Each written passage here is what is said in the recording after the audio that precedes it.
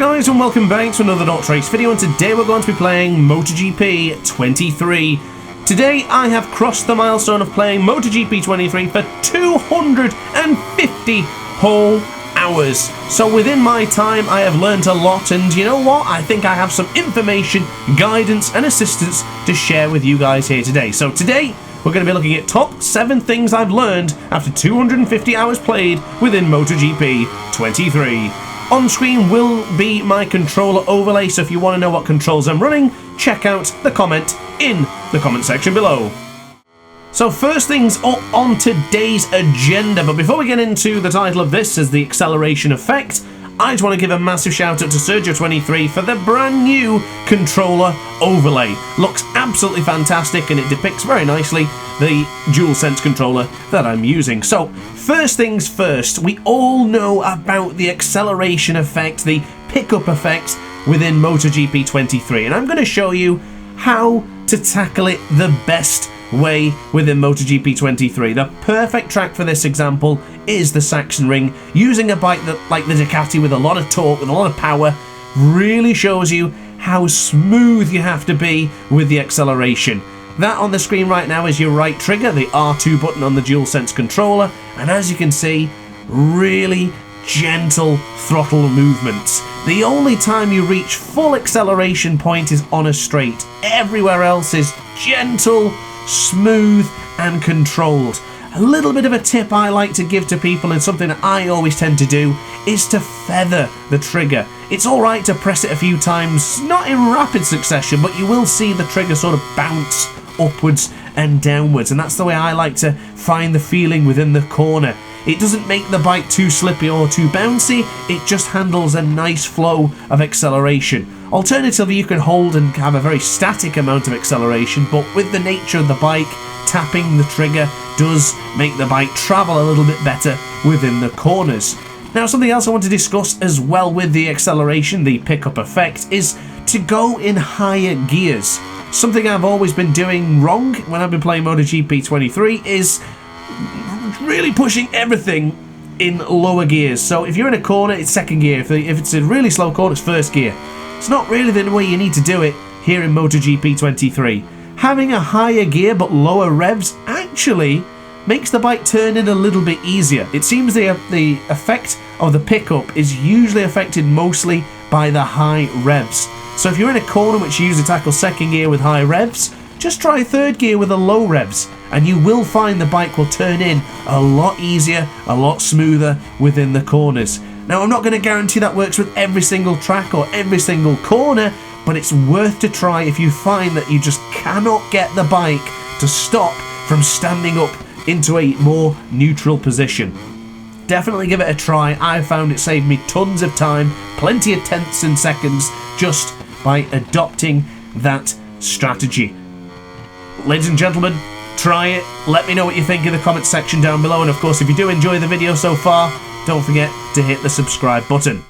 Now, I just touched base upon this a moment ago, and that was being in low gears. This is something that I'm still guilty of doing, but I have improved tenfold. Title of this one, of course, Excessive Downshifting. Allow me to show you what happens when you just cram straight down the downshifts, go all the way down to the first gear, and almost have the bike sliding out of the Portimao circuit. Be very careful with the downshifts here in any circuit, but especially within MotoGP 23. Those additional downshifts that you don't need just causes too much power and slide within the bike, and it's so difficult to control. The best option to do is actually to go into the corner and not downshift until you get really close to the corners. I'll show you in a moment's time, but look at that. Downshifting to first gear so much, so abruptly, so early into the Tour VIP resulted within a crash. So let's say we've learned our lesson, and from this point onwards, let's try and not downshift so aggressively. I was the guilty party, as you can see on screen right there, downshifting to first gear way too many times. I'm still going to show you a couple of corners because this was paramount to me for a learning experience. Downshifting too much was costing me a significant amount of time. Watch the bike sort of judder and get unstable from pressing downwards on the downshift too many times. Prime example is this one here. Downshift to first, sliding, slipping, coming out of the way, completely ruined the entrance into turn 13. Terrible. Downshift here to the first gear in the last second, rear tyre kicks out, bike's unstable, you've lost yourself a good couple of tenths a second. That is something that I didn't learn until probably 20-30 hours of gameplay ago. I was so stubborn in thinking that was the way to go. It didn't work. Don't make the mistake I did. Try it and see the difference. So let's give you an example of sequentially downshifting and doing it the correct way. Nice and calm, nice and relaxed, able to go into the primera corner with confidence. Turn 2 and then turn 3 approaching as well. Downshift only to second. You don't need to go down to first gear. There's no point in dropping down to immediately get back onto the shifts to start going back through the corner. It looks so much more comfortable, it feels more comfortable, and it's a better experience to use. Look at the difference going into the Tour VIP. Much more relaxed.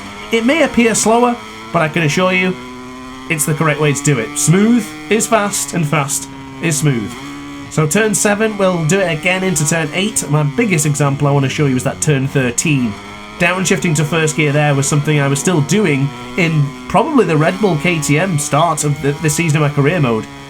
So bear that in mind, that it's common, so don't blame yourself or don't kick yourself in the teeth for it. It's not your problem, it's not your fault, it's just, it happens. Sometimes it's easy to fall into a trap like that, so don't be hitting yourself with a big stick. But look at the difference into turn 13. Much clearer, much easier, much more calm. Now on to point 3, I want to talk to you today about the controlled braking and the use of the rear brake. So firstly, I want to actually talk to you about the use of the rear brake, because it's not every single corner, it's not every single track, and it's not all the time. The rear brake is a great tool to help reduce you oversteering and going a bit too deep into a corner by not forcing onto the front brake. Of course, the front brake is going to do the lion's share of the work. Hard, aggressive braking is going to be done a lot on the front brake, but in those corners where you find yourself going a little bit too deep, maybe you've not got the angle right, you've got to use the rear brake. Not using it for turn 2, just a little bit of front brake, but here into turn 4, onto the brakes, quick couple of taps of the rear brake just helps keep the rear in line with the front, and that way you're not going to be braking too deep, because if you go too deep, for example into here, you can't actually brake any more on that front end. The front end is washing and it's going to drop if you put more pressure on it. That's where the use of the rear brake does help you really slow down, keeps the tyres spinning at the same speed as the front tyre, and you won't go too deep into the corner. Now, it's not necessary to use the rear brake all the time, but to be honest, 90% of the time under braking I do tend to use it. Unless it's one of those fast flowing parts of the circuit, so I'll probably only use the front. I do really enjoy using the rear brake, and I find it's a vital tip to improve here in MotoGP 23. Now, controlled braking of course is vital to any form of success here in MotoGP, and I have a full braking guide tutorial on my channel. However, I would like to at least give you a couple of pointers here today in point 3 of the video. So, out of the final corner, we are going to be gaining a lot of speed and a lot of momentum as we just set our fastest lap of the session so far, and a new time trial lap for me. Onto the brakes right there where the curb is, give it a nice sharp pull, and then immediately start to lower the pressure on the brakes. Hitting that front brake quite aggressively and then staying on it, staying jammed to the left trigger, being a complete depress, you will start to endo. I have a little habit of moving the analog stick into the direction I want the rider's weight to move. It's not necessarily a given that you have to use it, but I do recommend using that idea. If you don't like it, you can go without. Some of the best players still don't use it either, but I do really find it helps position the rider in the best possible way for braking. If you're leaning back into the bike, the weight and the pressure of the bike is getting pushed to the back, and therefore it won't have you endoing and doing stoppies in the hard braking zones. Now, of course, corners like this one coming up to camp, so you only need a bit of brake to slow you down, so there's no need to go full press on the front brake.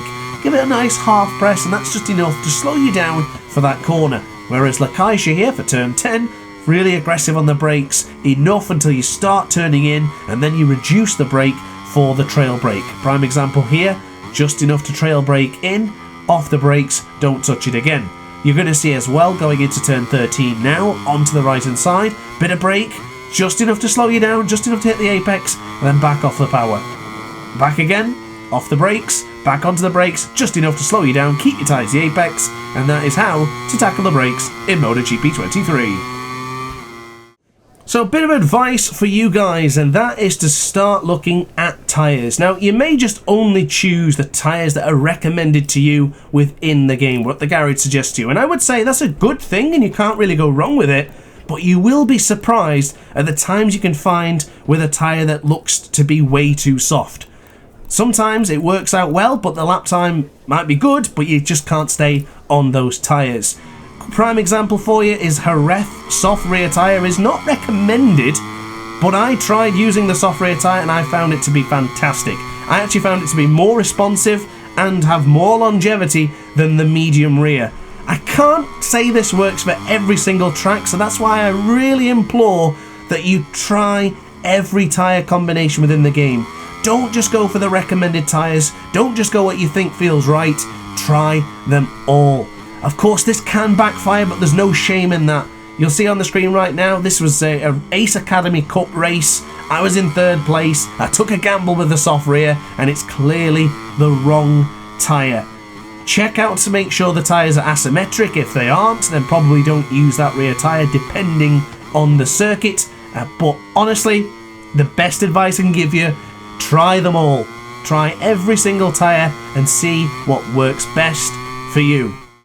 So next thing I want to look at today is to talk about the fuel here in MotoGP 23, because you're going to have to use both fuel settings during a MotoGP race weekend, whether it be the sprint or the actual race, or even if it's in the lower classes, you're going to have to use both sets of power. In some circumstances, you may even use power setting 1. So I think it's very important to really learn how the bike handles with all 3 power settings. 1 doesn't come up so much and it doesn't feel too different to power setting 2, but the difference between power setting 2 and 3 has a significant difference in feel.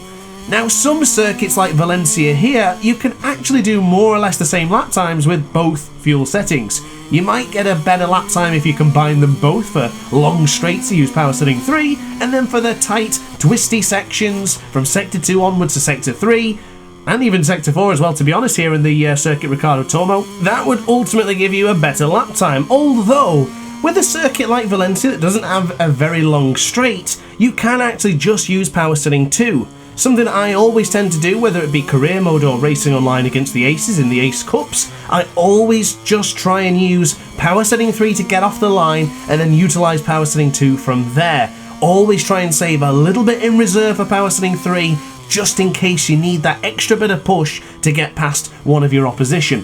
So the first lap was done with power setting 3. Now we've reduced down to power setting 2 coming out of the Adrian Campos corner. This is now going to be the difference with power setting 2. More or less everything is the same here in Valencia. Braking markers will be adjusted ever so slightly, and of course the power coming out of the corner means you can be a little bit more aggressive with the throttle.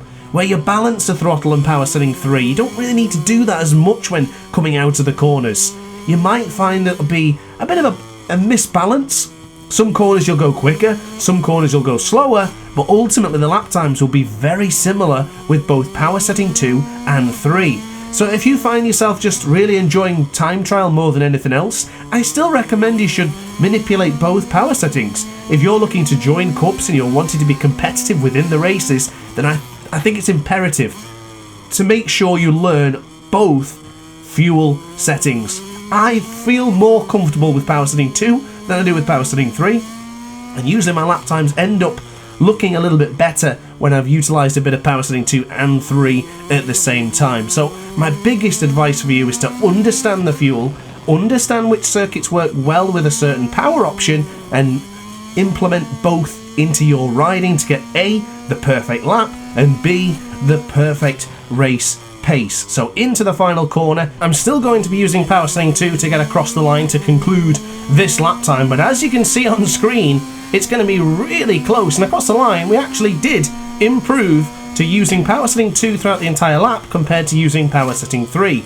So let's do one more lap. Bit deep there for the Jorge Martinez Aspar corner, but we'll bear that in mind when we compare with Power Setting 3 in just a moment's time. So the first lap, 127.3, Power Setting 3. Power Setting 2, 127.2. Let's see what happens over the next 2 lap times. I'll be very surprised if there's a big difference amongst these. As I say though, track dependent. For circuits like the Circuit of the Americas, you need Power Setting 3 for those long straights. Circuits like Sokol, those long straights are massive there, and if you don't use Power Setting 3, you lose a significant amount of time. Definitely look at the track layout and see what would work best for you. Certain circuits in there as well that you can actually just get away with Power Setting 2. Jerez is very much similar to Valencia. I find that just staying with Power Setting 2 there is more comfortable. I'm not personally a fan of bouncing between the two options. It is for the best. It does give you the best lap times, but it's finding that balance, because sometimes changing the fuel mid-corner is challenging. Moving your finger across to the D-pad to change the electronics is not so simple, and it's not so easy to do when you're in the midst of battle in an online competition, let's say. So into the final corner, I will use Power Setting 3 out of the straight here, just so we can then compare the difference to Power Setting 3 for a good run-up. But more or less, as you can see, lap time still very much the same. We did use Power Setting 3 a little bit out of the Adrian Campos corner, but to be fair, we did that on the opposite side with Power Setting 2 earlier on. So this will be the last lap with Pol Espargaro on board the Gas here in Valencia. This time with Power Setting 3, we are quicker into the first split, but what will the difference be amongst the tight, twisty nature of Sector 2, 3 and 4? That is the big question. And how will it look when we get to the final parts? Already we're beginning to lose that advantage that we had.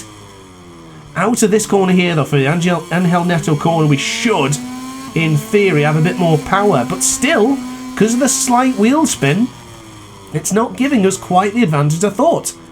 And now into the tight twisty part, turn 8 into turn 9, and then of course we have the very difficult right-hander which we must brake on an angle. It's not going to be much different. So a prime example is to definitely try and test your fuel, see what you can work out, and see what works best for you. Final sector coming up now. They're actually up by a good couple of tenths of a second. We actually really nailed turn 12 there, which is not a corner I particularly nail often. But into the final corner with Power Setting 3 onto the power, we should be improving, but not as much as I thought it would be coming out of that final corner. I guess that small wheelie certainly cost us. Across the line, it's more or less identical lap times with the rest of them. Now for my 6th bit of guidance and advice in today's video is actually something you probably didn't expect. This is a discussion about the riding style, because MotoGP 23 in any bike game or any racing game is all about confidence. If you're using your career rider and the riding style doesn't really suit how you like it doesn't look right, maybe your rider leans off too much than you think and it catches you out, then don't use that riding style. Allow me to explain which riding style does what, but one thing I want to stress is that none of these riding styles will impact the racing or the ability of the rider itself. It's just a personal feel and touch. So someone like Marco Bezzecchi with a very common racing style, you see it all the time, looks clean, it's easy to use, and it's realistic. I tend to find using riders with a balanced style seems to be absolutely fine for me. I can gauge going into the corner how much lean angle the rider's going to do. It's just a confidence thing in knowing that the rider looks clean on the motorcycle and it looks relatively realistic. Moving across to centered, I'm not quite a fan of this. I tend to find that I'm maybe not leaning enough, so subconsciously when I look at the rider, I tend to think that maybe I'm not leaning enough, so I'll push that little bit extra on the analog stick, not knowing that it's actually not making a difference and the rider is not leaning any more or any less. It's simply all in the mind. So for that reason, I wanted to stress that the differences between each of the riding styles can inadvertently affect your riding style. When I use someone like Brad Binder with the elbows out, I can't help myself but to try and see him go really low to the floor. Seeing those elbows scrape across the inside of the apexes of Jerez is extremely satisfying. So I just find it's a confidence thing, but also a very small manipulation side from the riding style. It makes no difference to the bike, it makes no difference to the rider's speed. I think it's all in the head. I mentioned this a lot in Ride 5, where the rider had a small glitch where it wouldn't react to a movement, and I actually found myself struggling to look past it because of this weird glitch. The rider would sort of judder and shake for some strange reason, and I used to find that would put me off the experience. So moving on now to something like shoulders out, I love this style. So when I use Fabio, I feel as confident as I do when I use my own riding style, because this is exactly the same one I use within career mode. It looks clean, I'm able to judge how much lean angles to use, when to lift the bike up if someone's going to go up at the inside. It just feels right. Now on to an extremely common riding style amongst MotoGP 23 players. Everybody wants to look like Marquez, and everybody wants to usually go for this style, and I've got to agree, it's really good. But I can't help myself, very much similar to body out from, elbows to the ground like Brad Binder has. I want to see Marquez go really tight to the apex, and I want to see him slide the rear.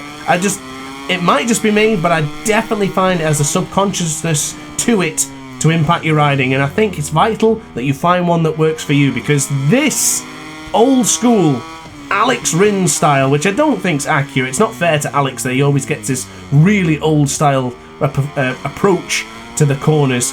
I can't get on with it. I find I spend too much time looking at Alex rather than looking at the apexes that are to come.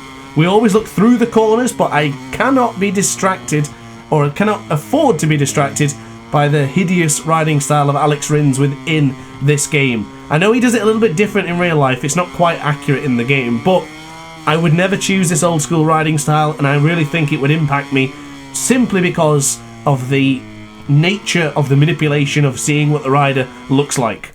So now coming to my very last point of today's video, this one is a very important one, and I've seen a lot of people play MotoGP 23 career mode. I get comments from you guys all the time, and there's a common theme that I tend to find with not everyone, but there's quite a few players. Some players don't challenge themselves. I'm currently riding on 120% difficulty AI, and it has been a challenge throughout every single season of career mode, but ultimately it has really made me a better rider, given me the ability to predict when the AI are going to launch an attack, understand where I'm probably weaker, so when I go online there's going to be riders who beat me in those corners. It's the key point of progression. You've got to challenge yourself within MotoGP 23. I found on Ride 5, Ride 4, you can go for it. The AI never really give you a tough time, but the AI in MotoGP, they're serious. They want to knock you off, and they want to win. But you know what? I want to win as much as they do, so being on the hardest difficulty, turning off the assists, has ultimately made me a much better player. Ladies and gentlemen, challenge yourself. Push yourself to that next limit. If you're winning every single race at 60% AI, then bump it up to 70. You can't be winning every single race. You've got to try and lose a couple of races. Have a bit of humility, increase the difficulty, and face the punishment of losing against the AI. I cannot stress to you how important that is. Of course, challenging yourself doesn't just mean beating the AI or losing to the artificial intelligence. Turn off the assists. Turn off the rewind, turn off the racing line, try things that make you feel a little bit uncomfortable. Of course, we've all done it in the past. The racing line is your friend, it guides you around the track, but inadvertently, you're learning the racing line. You're not learning how to defend or how to attack against AI when they chuck an attack. I've seen it millions of times before. I've seen it in my own Ace Academy Cups. Riders who are stuck to that racing green line or blue line, whatever the colour is in this game, and they don't move from it. So if a rider is in that way, they don't know how to function in the sense of moving past that rider. You cannot be glued to the artificial racing line. I can't stress that enough to you. It's not a knock and it's not a dig to anyone that uses it, but I would implore you to start turning it off. Start reducing it at the very least. I was using Traction Control 3 for ages because that's what I felt comfortable on. You guys all told me that's not the right way to go. Drop to Traction Control 2. Then players told me drop to Traction Control 1. And here we are, Traction Control 1 with Takaki Nakagami against the hardest difficulty AI in the game, looking to potentially win this 3-lap dash for the cash here in Catalonia. And I think I might get him into La Caixa here for turn 10. Beautifully done, Taka on top, just the way it should be. But guys, that's pretty much it for my entire list. I cannot stress to you how much that these 7 pieces of advice have helped me get better at MotoGP 23. I alternatively have more guides coming out very soon, and to be honest, I might be able to think of a few more bits of advice. So if you want to see a part 2 to something like this, then let me know in the comment section down below. Although this race might not be over yet, Fabio is charging, so we might actually finish the final lap here, because I was expecting it to be done and dusted. But if he's going to pressure me into a couple of moves, then maybe I'll stay a bit longer, get this race done with Takaki Nakagami. But yeah, I think we're good. Oh, track limit warning. But we should be fine. I think we've got it done. But yeah, thanks for watching, guys. I really hope you enjoyed the video. Don't forget to like, comment, and subscribe if you did. As I say, any bits of advice or guidance that you need, drop me a message in the comment section. Alternatively, come to the DrAce Discord server. There's people like me, there's people better than me, in fact, that can give you better advice as well. So guys, see you in the Discord server, see you in the Discord comments, see you in the comment section down below, and I'll see you in tomorrow's video. Thanks for watching. Ciao for now.